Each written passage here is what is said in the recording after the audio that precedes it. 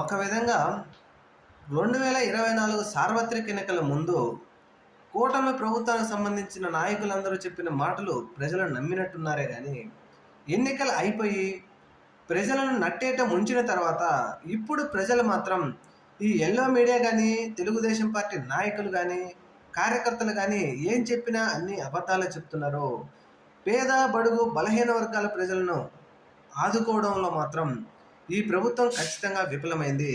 అలాగే Telugu Desam party BJP కనుక సంక్షేమ పథకాలు ఇవ్వకపోతే చొక్కా గల్లా పట్టుకొని అడిగి ప్రజలకు ఇప్పిస్తాను అని చెప్పినటువంటి పవన్ కళ్యాణ్ గారు కూడా ఈరోజు నోరు మెదపకపోవడంతో ప్రజలలో తీవ్రమైన వ్యతిరేకత వచ్చింది తెలుగుదేశం పార్టీ కూటమి ప్రభుత్వం మీద. అందుకనే ఎల్లో మీడియా ఎన్ని రకాలుగా విష ప్రచారం చేస్తున్నప్పటికీ ప్రజలు మాత్రం ఒక స్టాండ్ మీద ఉన్నారు. వీళ్ళు చెప్పే మాటలు అయితే ఇక నమ్మరు అనే విధంగా జగన్మోహన్ రెడ్డి గారు ఎక్కడికి వెళ్ళినా లక్షలాది మంది జనం రావడంతో ఇప్పుడు ఎల్లో మీడియా లాక్కోలేక పిసుక్కోలేక వాళ్ళ గొంతులో ఎలక్కాయ పడ్డట్టుగా ఉంది.